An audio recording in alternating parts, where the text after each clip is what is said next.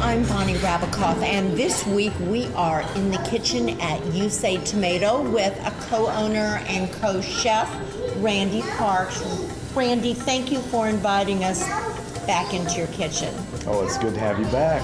Okay, all right. So, your journey to You Say Tomato, what was it?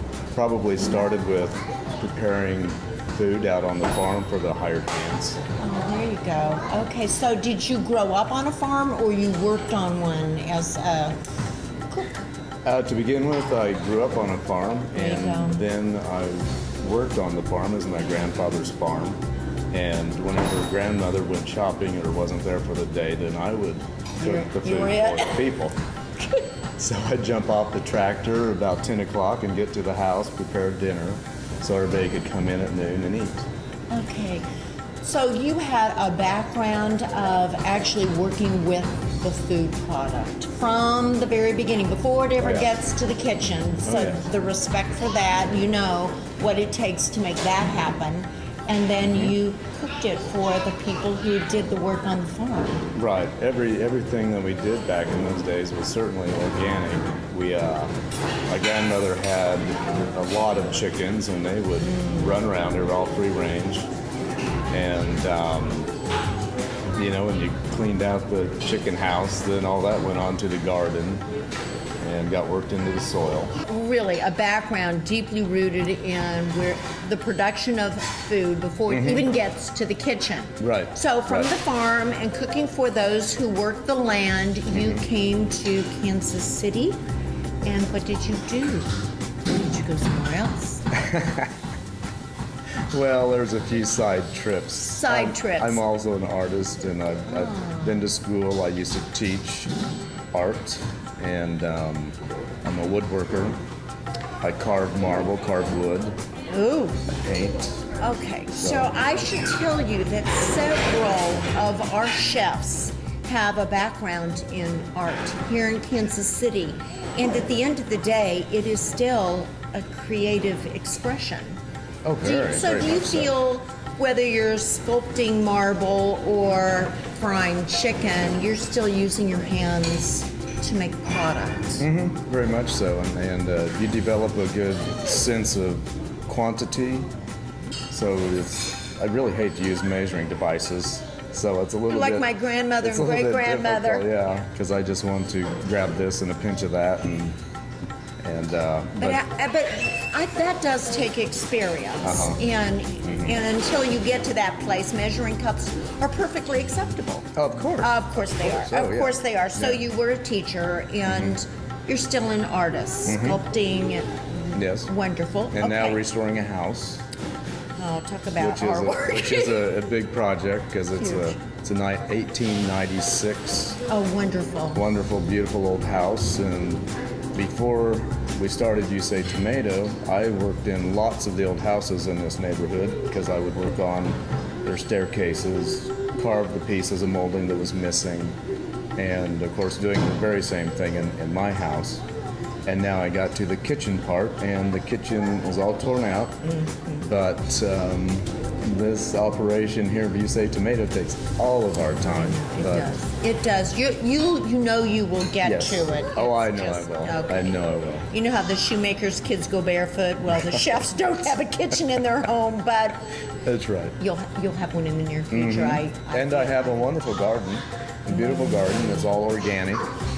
And occasionally something that we serve in here will have something that comes from the garden. Nice. I oftentimes raise all the green tomatoes that go into our green tomato pie. I know that you also have a very close working relationship with the growers in the area, and I assume that comes from your growing up years. How does that work for you with the growers here? I understand farming, and I understand that their need to be able to move their products, and so we supply an area here that every Saturday I go down to City Market and buy from John Good, who has Good Acres. Wonderful. He has fabulous, wonderful vegetables that he raises, and on Wednesdays he delivers to us, so we get fresh vegetables from John twice a week. Okay, so what is the concept for the food here at You Say Tomato? We want to bring food to people that's going to be healthy. We eat the food 3 times a day ourselves. People wonder, how do you stay slim? Well, you're moving all the time, so I can vouch for that. All the time. Yes, we're always on the move. But we also leave out the corn syrup. Thank you. We don't use any trans fats. We use butter, but I think it takes less butter actually to get the good flavor. It does. So. And there are good fats. I know you use a lot. You use oils as well, and we need fat in our body. We just need the healthy fats. Yeah. Okay, so you're bringing healthy quality food here. It's fresh. Much of it is local to whatever, including your own garden. Right. Including your own garden Right. at home. From being an artist and a teacher, how did you become a restaurateur and a chef? I mean, that's a little bit of a leap, if you will.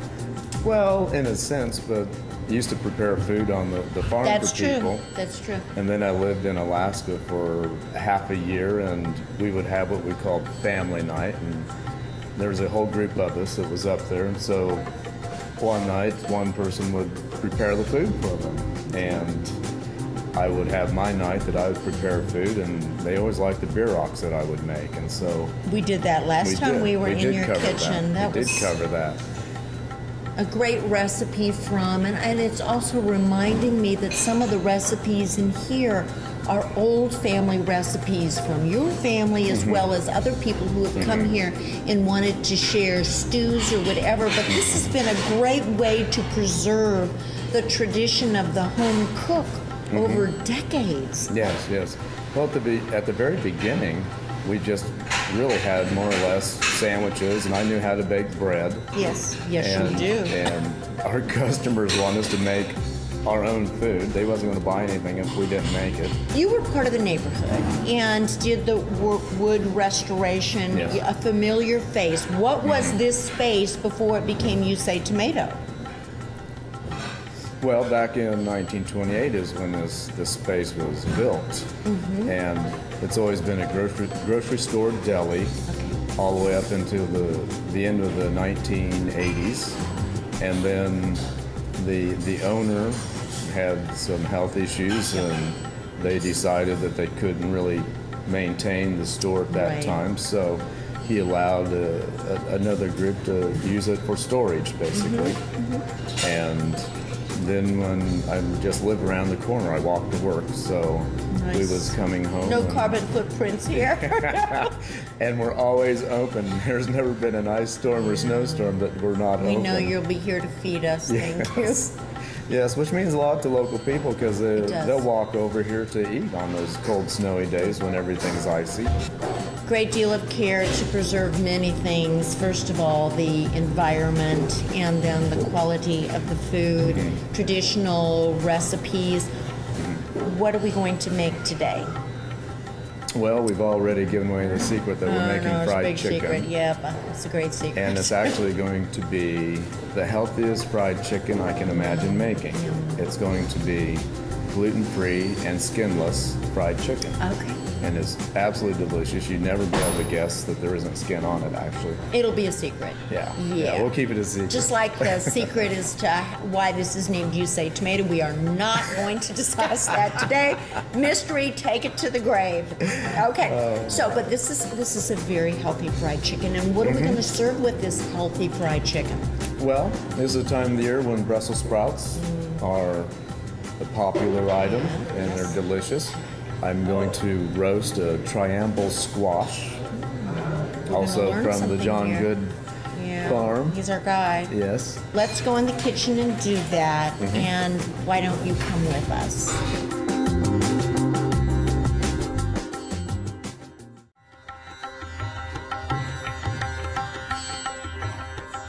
Okay, we are in the kitchen at You Say Tomato with their co-owner and executive chef, Randy Parks. We are, again, I love being here with you. We are going to make the healthiest fried chicken ever. How are we going to do this? And Ever. what do we have? Well, we have a free-range chicken from the Campolindo Farms up in Lathrop, I believe. And it's local. It's locally grown and cared for. It's a locally grown, no antibiotics, steroids, growth hormones. Growth hormones. They do it all right. Right, they do it right, and I imagine they was kind to it as I well. know. Yeah, they would. You want a kind, happy chicken that's been eating grasshoppers. Yeah, grasshoppers are good.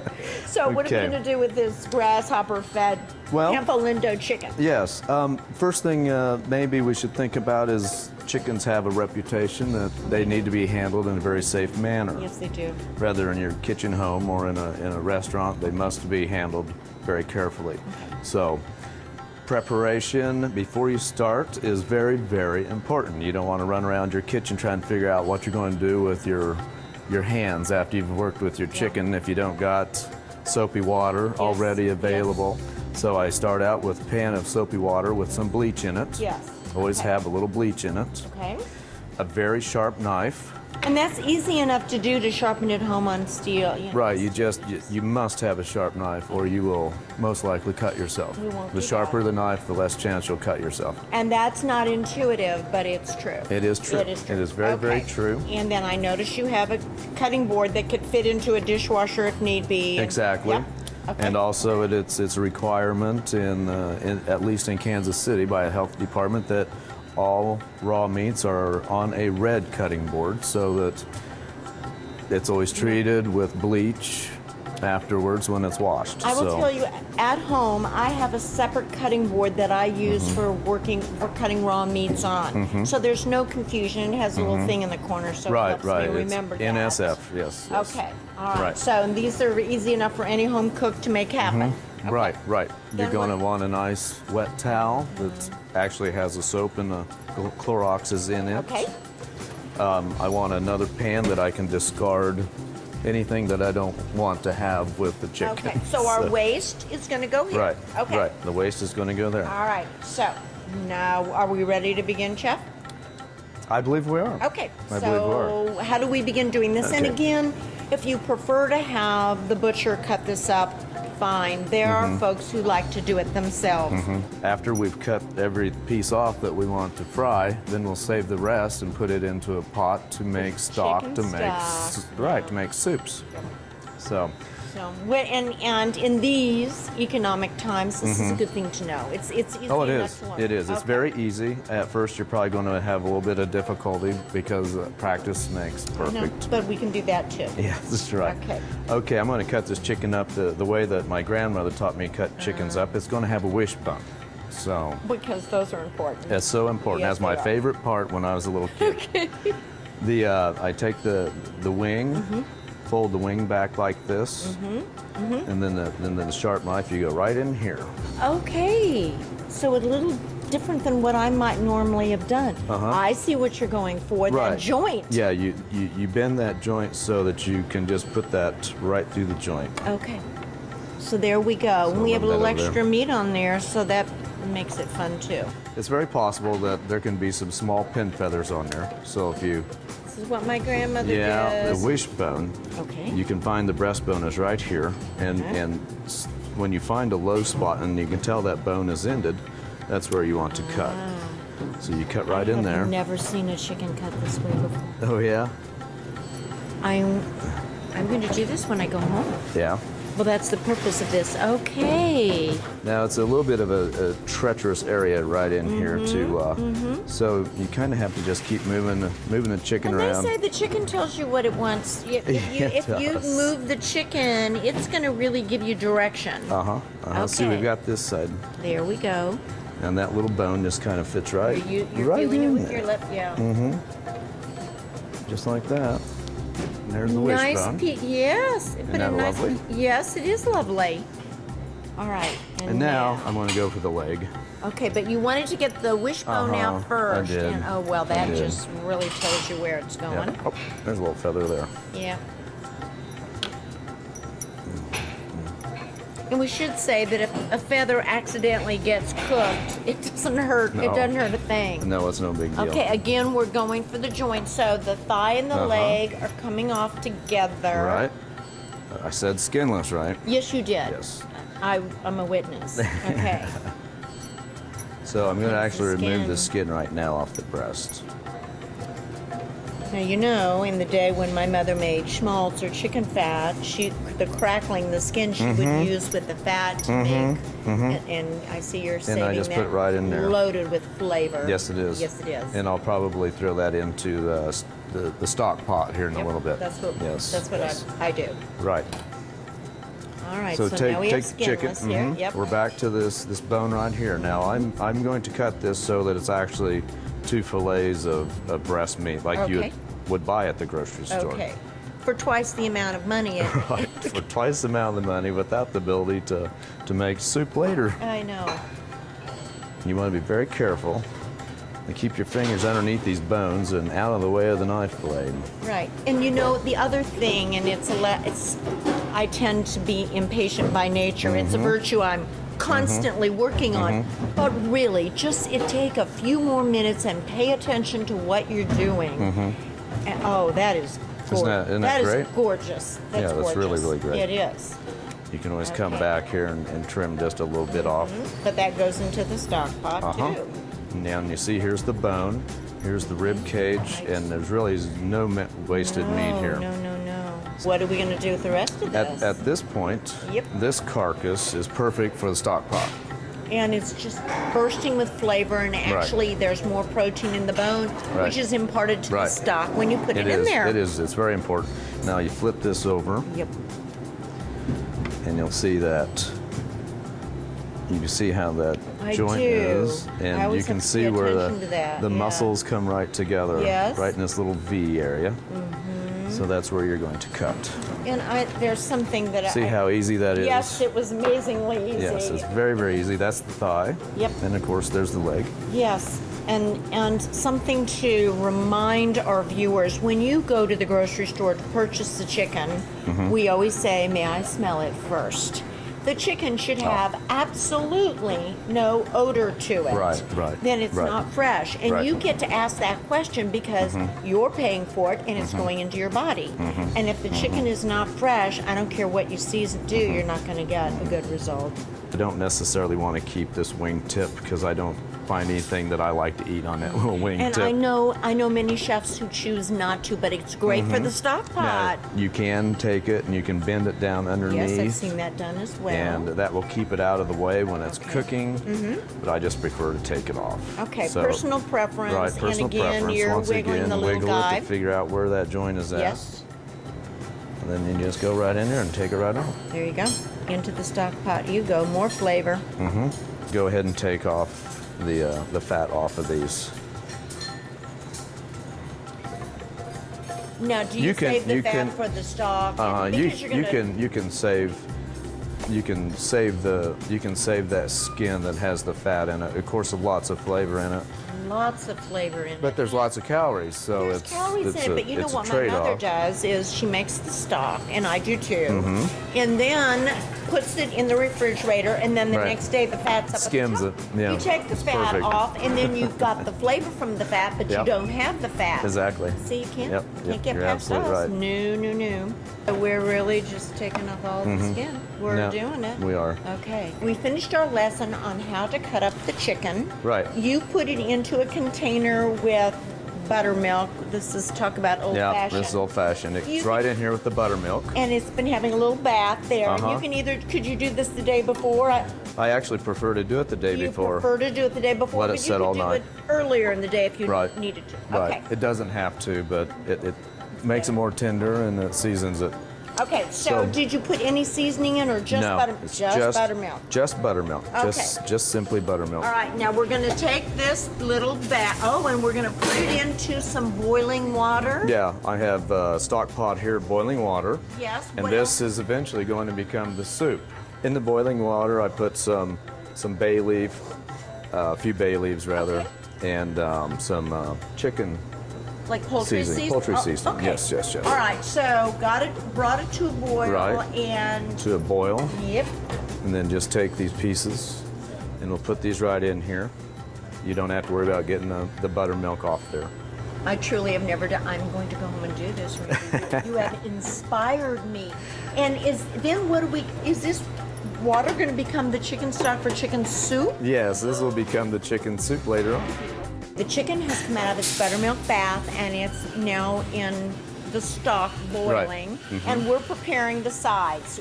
This is gorgeous. What do we have here? This is called a triangle squash. I see why try. Right, exactly. Beautiful. It's beautiful. This is a very sweet flavored squash. And I've already washed it. And next thing we want to do is to cut it up. Okay. So yeah, I just make sure you have a strong knife. All right. The squash Again, can be kind of mean things. very sharp knife. Right, And I will very tell sharp you, knife. I do ask my husband to help when I'm cutting up butternut squash because they're very tough. They are. They're very, very they're tough. They're worth the effort, but they are tough. Right.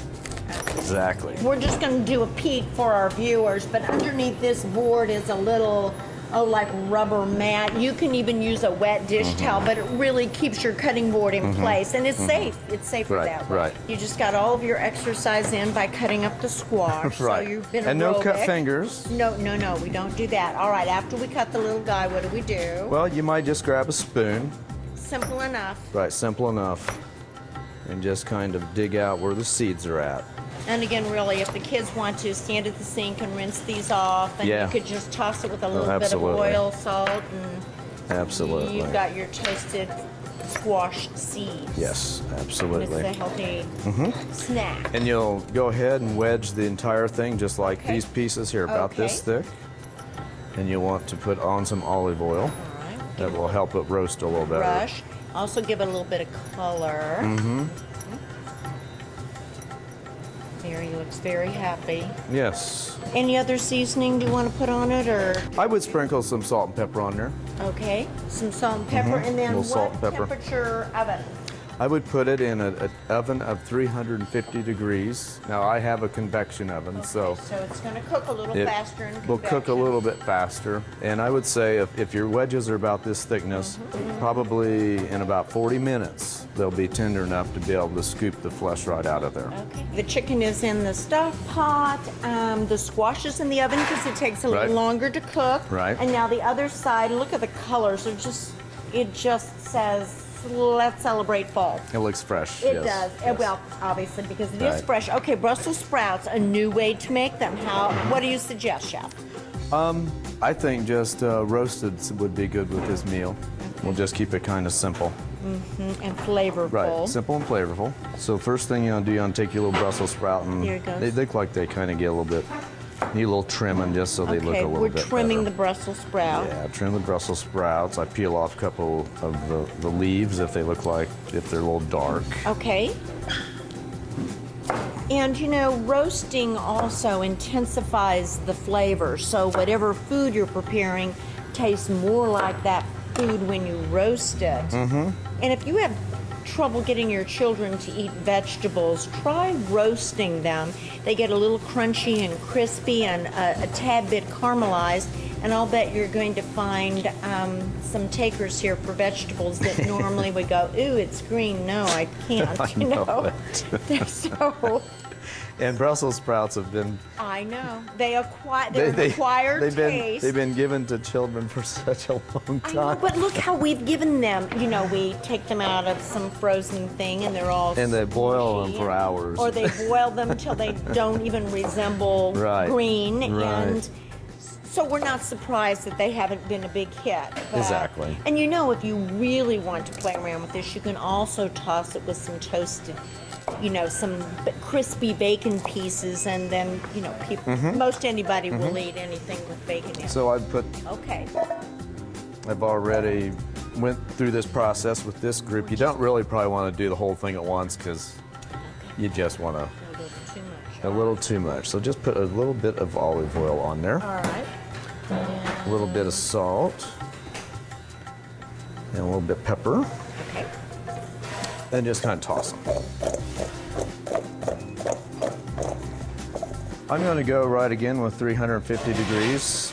And as you notice, Brussels sprouts come in different sizes. They do that. So some are going to be a little bit more cooked than others, but I think that's perfectly fine. And we're going to make a sauce now for our squash. Yes, for the triangle squash. Okay, what are we making, Chef? We're going to put in a stick of butter. Sweet butter, and unsalted. yes? Unsalted. I prefer unsalted butter always. All right, because you want to control the seasoning. Right. Then a quarter cup of brown sugar. Okay. And then a tablespoon of maple syrup. Make sure it's real maple syrup. Yes. Yeah, Got to be please real. Don't get any flavored something. Yeah, exactly. No we flavored. It's the real deal. The real deal. I over poured so I knew that there'd be some stuck in there yet. We know about you. Okay. And then just put it into a saucepan and on a little bit under medium, between medium and low heat. Now, what consistency are we going for here? Do we want it to be a little syrupy or a little thick or? We're going to cook it just a little bit. The squash is out of the oven. It's had time to cool a little bit so we can handle it at least. So I want to just take a spoon and just scrape right along, removing the skin. A little bit of this, that's delicious, so don't throw that away. That's just... What if a piece of it ended up in my mouth? Yeah. Oh my goodness. Isn't that delicious? Yes. What are we going to do with it? Well, we'll put it into a pan. Some of it accidentally fell up into my mouth. You can believe that. I actually like the texture to be kind of left coarse like this. I don't want... It's a rustic dish. It's delicious, and I don't want it to be looking like yellow mashed potatoes or something. These aren't Yukon potatoes or anything like that. Okay, all the sides have been cooked and are ready to go, and now what are we making? And place them back in the oven so they stay hot. And place them back in the oven. Right. Absolutely. Yes. I am now going to make the slurry that the poached chicken goes into to stick the breading to. Okay. You make a slurry for that? Yeah. So let's start What out. do we have here? This is buttermilk. Again, we love buttermilk. It's just got the right tang and richness to it. This is organic buttermilk, actually. Of course, we wouldn't expect anything else here. That was about 3/4 of a quart. You might save a little to make biscuits later on or something. Of course, yes. Yeah. This is a 1.5 cups of gluten-free flour. And this is made here in town. All right. Now this is going to seem like a lot of salt. Okay. But remember, this coating is very thin. Okay, and that's something to be mindful of whenever you make coatings, is that all of that doesn't stay there. Right. And it's part of a small part of the bite that actually goes into your mouth. So quite a bit of kosher salt. And that was about 3/4 of a cup of kosher salt. And then a teaspoon of fine ground pepper. And also remember that we did not season the chicken up until now. Right. Not when it was in the buttermilk bath, and not in the stock pot either. And that was 2 teaspoons of granulated garlic.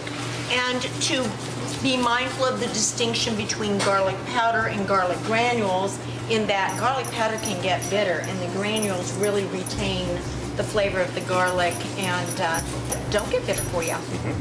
All right, so our little slurry is starting up. Okay.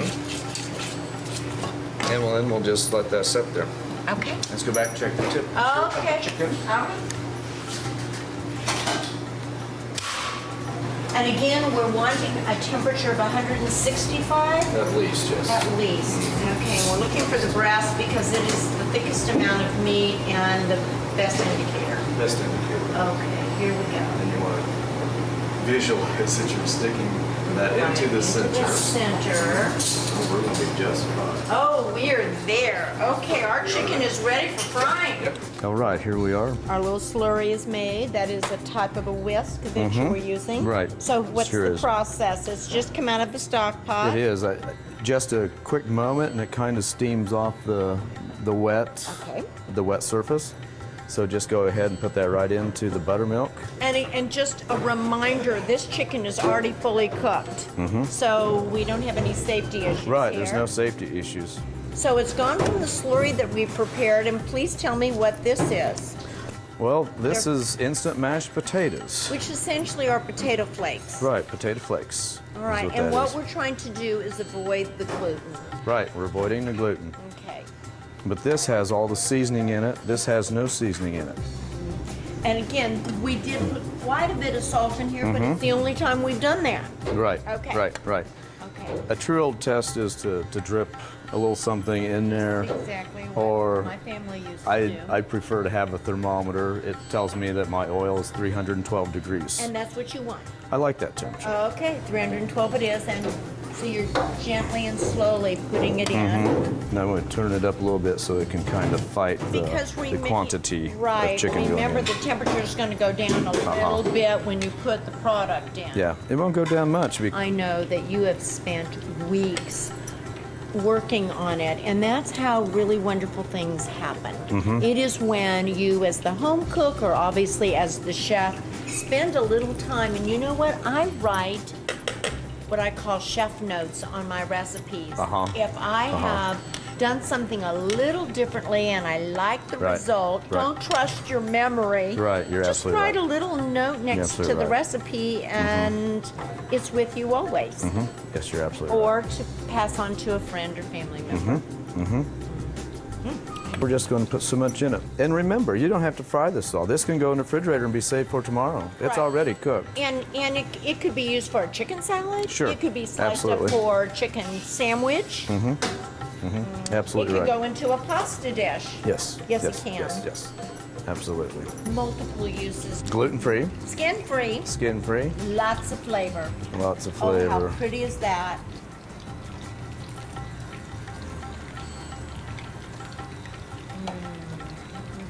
And it's staying right on there, very nice. Look at that pretty color. And remember, we're only just making the color. The color really is all we're doing because the already chicken's already cooked. cooked. That's right, yeah. Right, Yeah. right. It's Chicken's already already cooked. So we don't have to be worrying about, oh my, am I going to have raw chicken in the middle there? You sit there and you bite into a piece of fried chicken and it's all crunchy and great looking, and it's still bleeding by the bone when you get That's in not there. good. It just That's not doesn't- good. It does not. That's why I will not eat thighs, but now I Yes. love these thighs.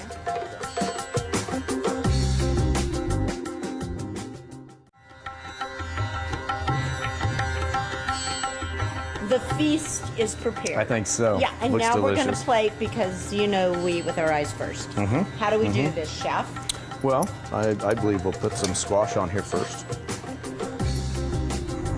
This is really, truly fall. It is fall. It's beautiful. It's gorgeous. That Okay. is absolutely gorgeous. So we roasted that. Right, that's a with some olive triangle. oil, salt, That's a triangle. Okay. And actually similar seasoning for our Brussels sprouts. Look how Yeah. pretty they are. Yes. Now tell me a child might not be tempted to try that if it's that I pretty. know it, but here's the fun part. Okay. This is a balsamic reduction, which is you just take balsamic vinegar Yes. and put it in a saucepan and put it on the heat and just let it cook. Boy, is that And it simple. reduces and it. You know, it makes it a little sweeter. Yeah, it's a little sweeter because you have a tendency that the Brussels sprouts can be a little bit sour, so to speak. And Yeah. this is We did this that is earlier. yes, this is the butter, the maple, And let's see what else. brown we put. sugar. Brown sugar. Brown sugar. So we And just that want was to. simple enough also. Sure Oh, enough. my There we are. Let's just There put some we of that. go. Oop, got a little over on that Brussels sprout. That's not an accident, chef. Okay, and look at this. You took it out of the frying pan and you just let it. Right, right. Paper I towels. I have clean fingers. I know you do. I'm going Okay. to put that right over there, Oh, yum. and we should give them a white We have a piece dark and a white piece. option. Yes, Okay. Yes, yes. You know There we what? are. We have. We're not quite finished. Of course, you always have to have a pinch of parsley. You know, and that looks like a splat leaf parsley, and that is. just works on. Oh, more. These are toasted Is that pecans? pecans. You're right. Pecans. And it Toasted was a little bit sweet. pecans. You did something with a little bit of brown sugar. Just throw a little sugar on them. Put them in the oven. Taste them and put them in the Put them in the oven. Why taste them? Just Make roast sure them they were okay. and tip them and stir them. Yes. So you're telling me this is ready? Yes, Now, that's ready. We have Nick Haynes, who's the Director of Public Affairs at KCPT Public Television 19. see, He I just see. is down the street a bit, and he's coming by to be our celebrity taster. Oh, fantastic. I think it's going to work. I think he should eat it before it gets cold.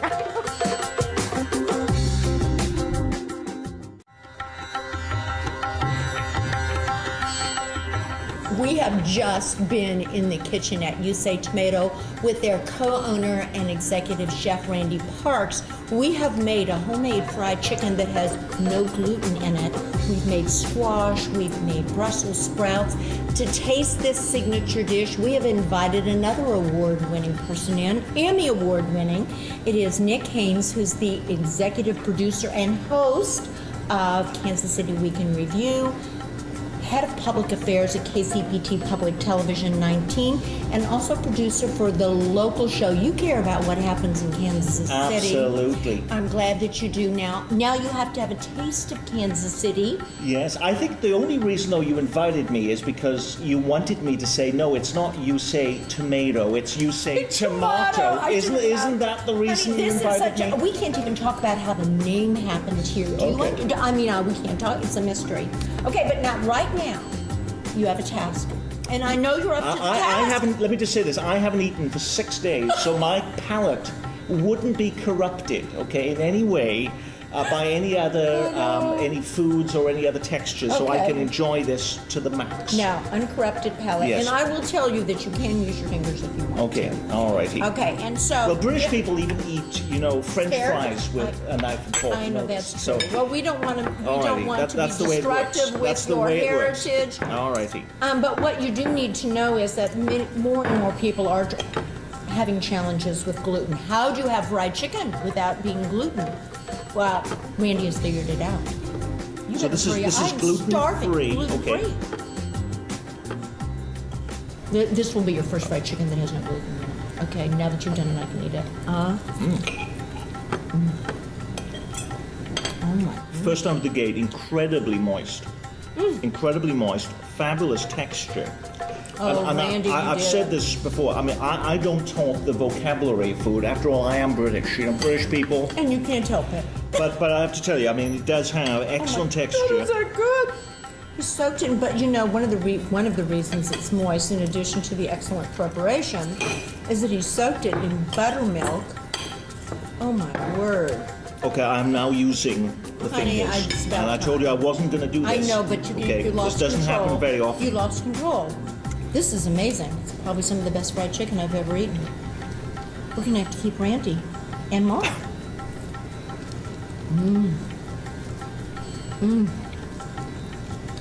And also, you don't know that it has no skin on it. Literally, there's none of that unhealthy fat going on here.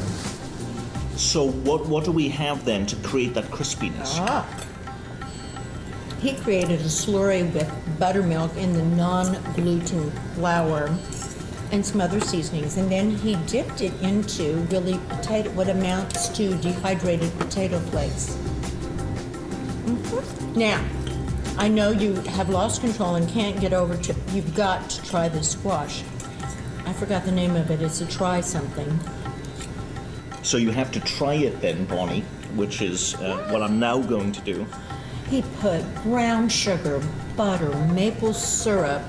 He toasted some pecans that put a little bit of brown sugar on them. Oh my word, this needs to be at your Thanksgiving table, darling. It's sweet. Sweet.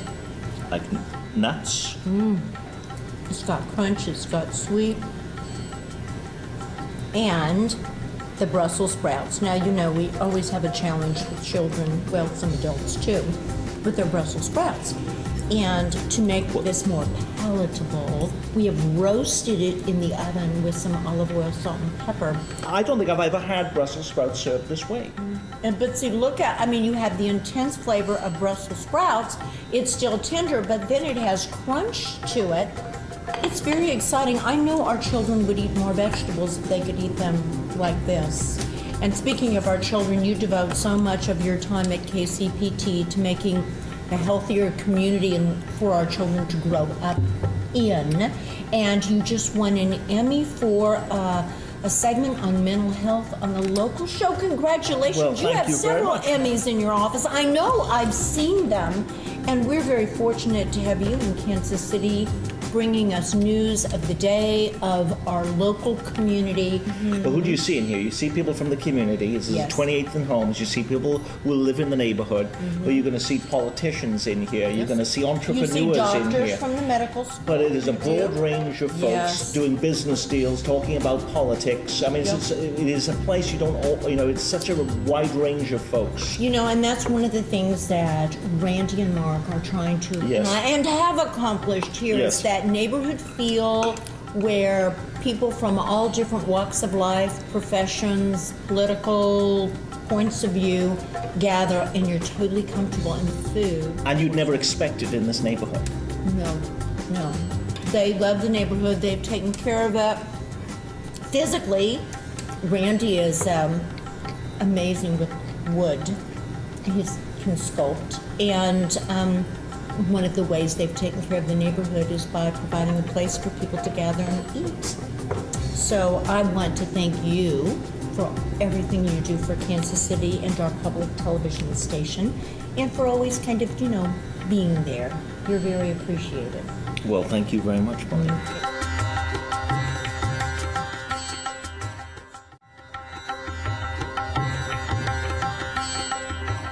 Hello, I'm Bonnie Rabakoff, and we are once again in the cellar with Marquis Selections. This week, we are going to pair some cheese and wine, and to help us do that is their director, Chris Cribb. Hi, Bonnie. Thank you for inviting us into your cellar, and this is a great cellar. It is the Liberty Hy-Vee Club Room. It is. They built this beautiful facility here in the last year, and we wanted to show it off and show a little bit of fine wine and cheese pairing today. We're going to look to you to give us some unique, original wines to pair with some of our favorite cheeses, because the holidays are coming up and it's time to entertain. It is. I've done my little crash course on wine and cheese in the last few years. I'll bet. I picked a couple of them that I thought were simple, very versatile things for you to be able to choose. Okay. And what we selected today were a wine from Spain. Okay. This is the Caparota. Okay. So the Caparota Monastrell Syrah. Mm-hmm. It is a blend that's from the southern part of Spain, a little bit medium-bodied, a younger wine, and we've got chosen to go with that a Spanish cheese. So we're talking Spain as a country, and the wine, and then Spain as a cheese in a manchego. And I have heard sometimes the things that grow together go together, and you're doing that with Absolutely. this. I think that's one of the things that just stood out when we were looking at what we could find that's versatile, that's available everywhere, but it's also higher quality. And so that's what we've got paired up with the Caparota. And then the second one that we chose here today is one that a lot of people are probably familiar with. Is they are. Parmesan. This is the Parmesan Reggiano. So what I hear is the king of cheese. It's the king. It wears a crown when you're not looking. Yeah. But the Parmesan, we paired that up with a organic Argentinian Malbec. This is the We love this guy. the Calagiore Organic Legacy. So it's a little bit of a higher end wine. It's about a $30 per bottle wine. Something we thought would be a nice one to pair with a dry cheese. Just And a special occasion. Yes, on a special occasion, so that you can, when you're trying to showcase what both of these have, show off the different areas. All right, so let's begin with tasting. Now, the cheese from Spain is well, I'm going to taste it and tell you what it is.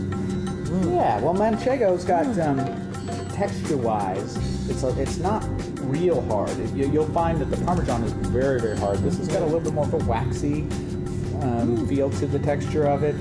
I think it's got a little bit of a kind of a nuttiness to it. It does, and it's versatile. It's accessible, as they say. It is used in a lot of Spanish cooking. Yes. So It is. They, when you that's lovely. go to a place like La Bodega, they've used this with a different type of pasta, just kind of draped it over the top. It gives you a different flavor than what you find with the Parmesan, because it's not quite as sharp as well. it goes better with the flavors of Spain. Okay, and we're going to drink this. Now, you're reminding us, this has been chilled, but it's not cold. It's not cold. You know, this is a cellar temperature, so 60 degrees, coming up to 68, down to 58, something in that range there. What used to be cellar in someone's house. And we need to remember that room temperature is different than cellar temperature, It is, so we want a so- little chill on here. Just a little chill. Okay. And so, To your health. To mine. Cheers. Cheers. so this has got that a little bit of that cherry flavor, a little bit of dustiness. I think it kind of helps to pair with the with the cheese. You know, as we Good get into pairing, it, Chris. Kind of brings out a little bit more of that nutty flavor in the cheese itself. And encourage your guests. You know, there's all opportunities to label the cheeses. Absolutely. And you can, well, you wouldn't use my handwriting, but someone surely can write well in your household and put it in so that they can, the entertainment, the foods that you're entertaining with become part of the conversation. Absolutely. The interaction of people, try this, try that with this. Well, and it's, you know, you mentioned baking too, and this is another cheese that I've heard that has been used in some dessert baking as well, with like a Kirsch liqueur, like a cherry liqueur syrup, to kind of change what you're trying to do on the dessert side. You know, it's real cheese, not cheesecake, but you know, It's real something that's pretty nice. That's wonderful. All right, so we have paired this Spanish cheese, Spanish wine. You can use it either as put it on a cracker, and or use it to cook You know, and with. one of the other things that I really like with this is, you know, if you are just putting out a charcuterie plate, you know, the other third piece of the Spanish that you could put out there would be some Serrano ham. You know, that prosciutto is what they make in Italy. Right. Serrano ham is its comparison, and In Spain. In Spain, so it's another third compliment there. And you know what I've seen, you mentioned as a dessert, this is versatile enough that you could use a preserve. We did this at the Urban Table. We put we took bread and grilled it and then put preserves over that and then put the cheese and the meat on it, and it took care of anything you could ever want for a charcuterie or for your hors d'oeuvre. Okay, so we've got this pairing down. Sure. So we went Spain. So now let's go to jump Italy over to because the Italian here. And we mentioned before, Isn't that amazing? this is a younger wine. So this is a 2009. Okay, You can see that we moved into a bigger glass. we have. So Tell us why. Sure. The Caligiuri Malbec.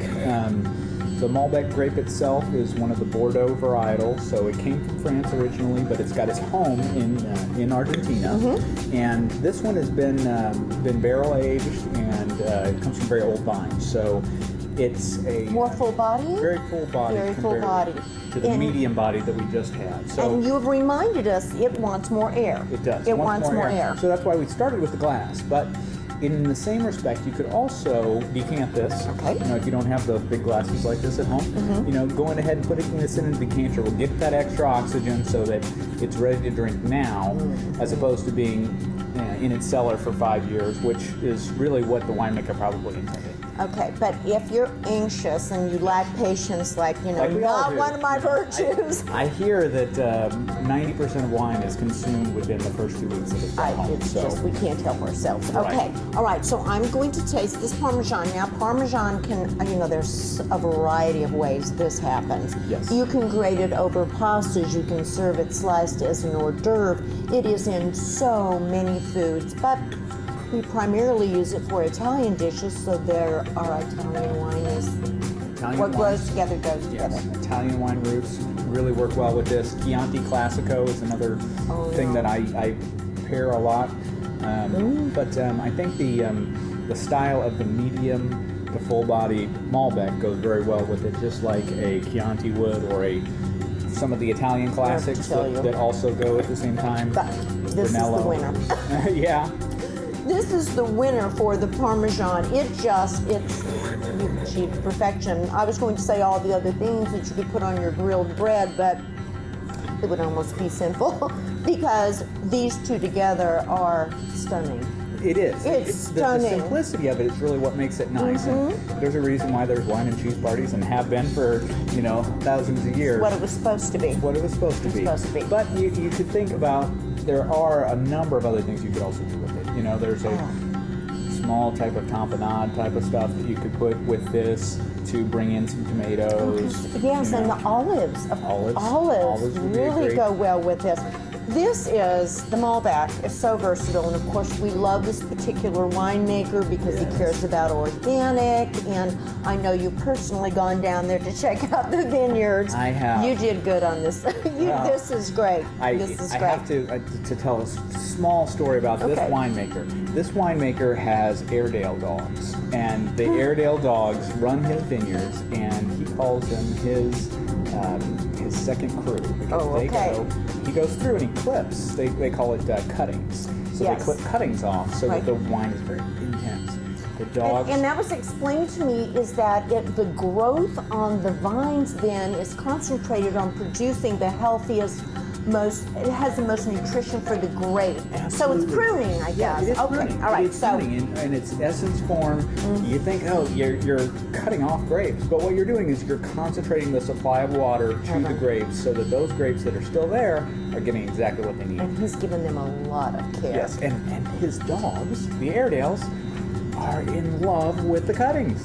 They eat grapes right out of the vineyard. They eat grapes. Yes. Okay, well they must be very, very happy dogs. Yes, so for a dog lover and you're looking for a great wine, you've got one that the winemaker has taken well. You've been to Argentina. You are hand-picking the wines for your portfolio, and your efforts have paid off. Wine Spectator has said that you have, in the last 5 years, had some of the best wines at the greatest value. What's your process for achieving that accomplishment? We've tried to go through a process that takes a little bit of science, a little bit of artists, and puts them together so that we're tasting the best things that are out there, the best competition in the marketplace against what we're looking at, the new wines.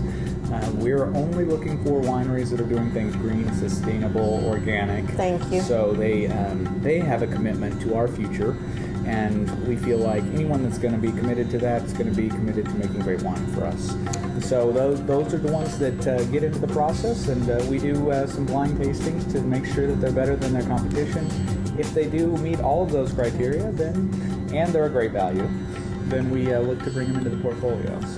So how can we learn more about the wines in your portfolio? Sure. Well, we've got a great website that keeps growing every day, www.marquee.com. M-A-R-Q-U-E-E. Yeah, Marquee.